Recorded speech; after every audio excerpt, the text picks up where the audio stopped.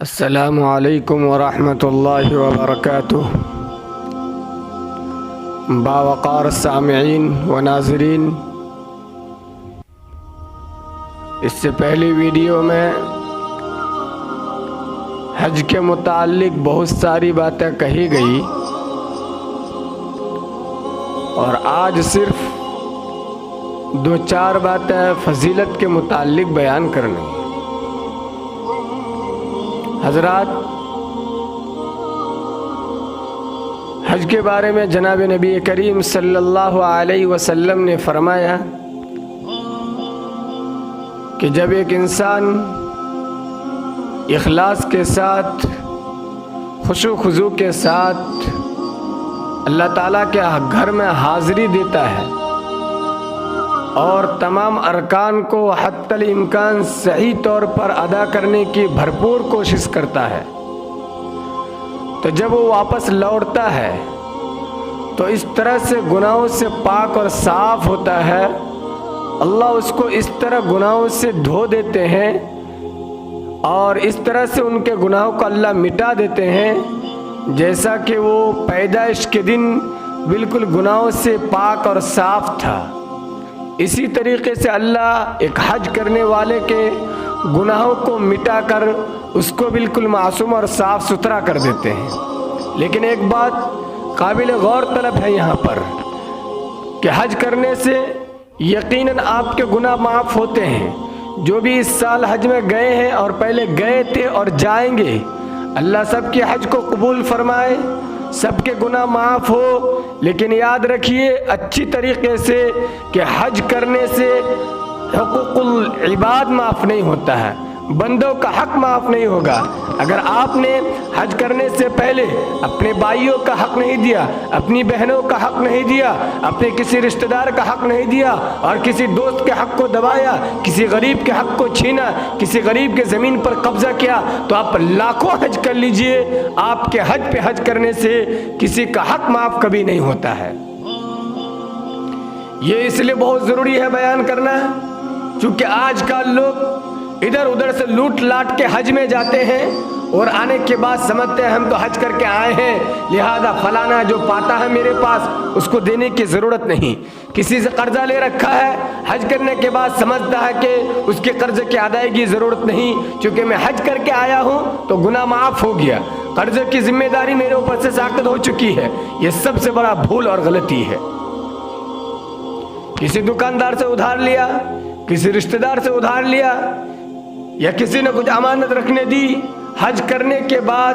آپ کو وہ تمام چیزیں ادا کرنی ہے۔ آپ حج کرنے سے یہ کوئی چیز آپ کے ذمے سے ساقط اور معاف نہیں ہوتا ہے، اس لیے تمام حضرات اس بات کو اچھی طرح یاد رکھیں۔ اور دوسری بات، جب ایک انسان حج کرنے کے لیے جاتا ہے، عرفات کے میدان میں پہنچتا ہے، اللہ تعالیٰ کے سامنے گڑ گڑا کر رو رو کر دعا کرتا ہے، گناہوں کی معافی مانگتا ہے، تو اللہ تعالیٰ ایسے موقع پر آسمان میں فرشتوں کے سامنے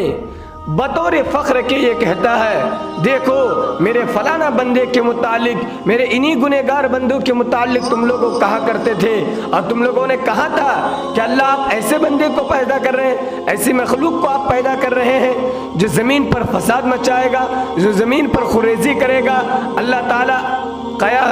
عرش کے اوپر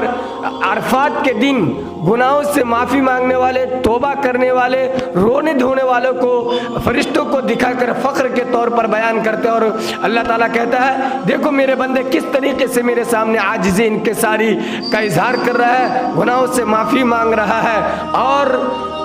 عرفات کے دن جب ایک گنہگار اللہ کے سامنے روتا ہے، گناہوں کا اقرار کرتا ہے، گناہوں سے معافی مانگتا ہے، تو شیطان ملعون جنہوں نے 30 سال 40 سال 50 سال تک उस शख्स को, उस हाजी को जो हज के लिए गया है, गुनाहों में मुब्तला रखा, मुलविस रखा, नेकियों से दूर, मस्जिदों से दूर रखा, जब वो वहाँ पर अरफात में अल्लाह के सामने रोता है तो ये शैतान दूर बैठे देखता है और दिल दिल में सोचता है, मिट्टी उठाकर अपने जिस्म पर मारता है, अपने जिस्म पर मलता है और कहता है अरे यार मेरी तो सारी मेहनत बर्बाद हो गई, मैंने इतने सालों तक मेहनत की, इसको इतना गुमराह किया, इतने सारे गुनाहों में मुब्तला कर दिया, इसको ये बुराई में मुब्तला किया, ये काम करवाया, ये काम करवाया, आज तो ये अल्लाह के सामने रो धोकर मेरी सारी मेहनत पर पानी फेर दिया और इन्होंने अपने तमाम गुनाहों को माफ कर लिया। इसलिए हज की ये फजीलत है, लिहाजा हज करने वाले को चाहिए कि अल्लाह के सामने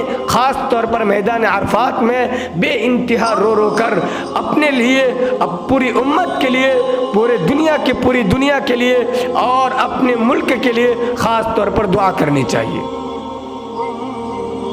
मोहतरम हजरात, एक और जगह पर लिखा है जब एक इंसान हज के लिए जाता है और हज से वापस आता है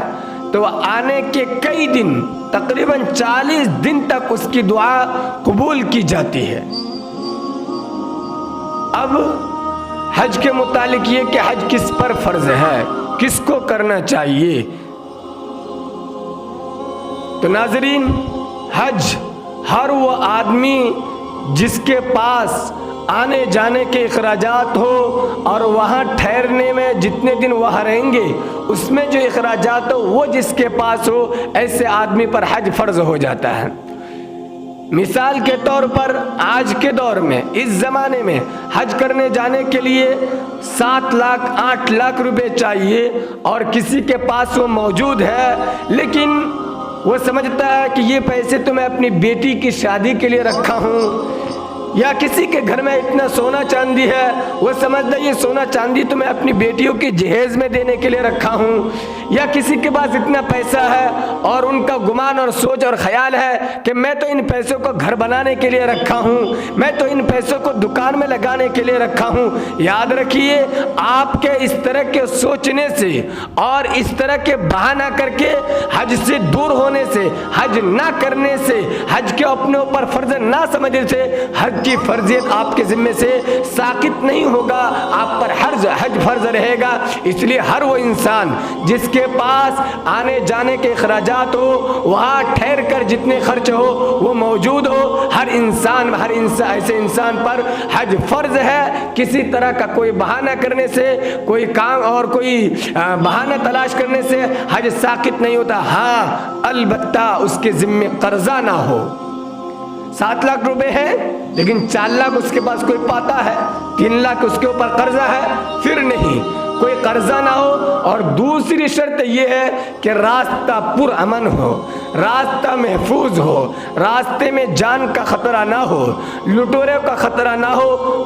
तो इस सूरत में इंसान पर हज फर्ज होता है। आज हमारे मुआशरे में, हमारे इलाके में कितने लोग हैं जिनके पास इतने पैसे हैं कि वो हज के लिए जा सकते हैं, आने जाने के किराए हैं, वहाँ ठहरने के मुताबिक अखराजात है, लेकिन वो ये समझकर कि ये पैसे बेटी की शादी के लिए, घर बनाने के लिए, दुकान के लिए, मकान के लिए, ज़मीन खरीदने के लिए या और किसी काम के लिए रखा हूँ, लिहाजा इसके अलावा पैसा जब आएगा तब मेरे ऊपर हर्ज फर्ज होगा। ये आपकी गलत ख्याली है, ये आपका भूल है, ये गलत सोच है। उलमा से मसला मालूम करे और जिसके ऊपर भी हज फर्ज है, अल्लाह ताला उन तमाम को हज अदा करने की तौफीक नसीब फरमाए और हमें भी अपने घर में बुलाए। आमीन व आखिर दावाना अनिल हम्दुलिल्लाहि रब्बिल आलमीन।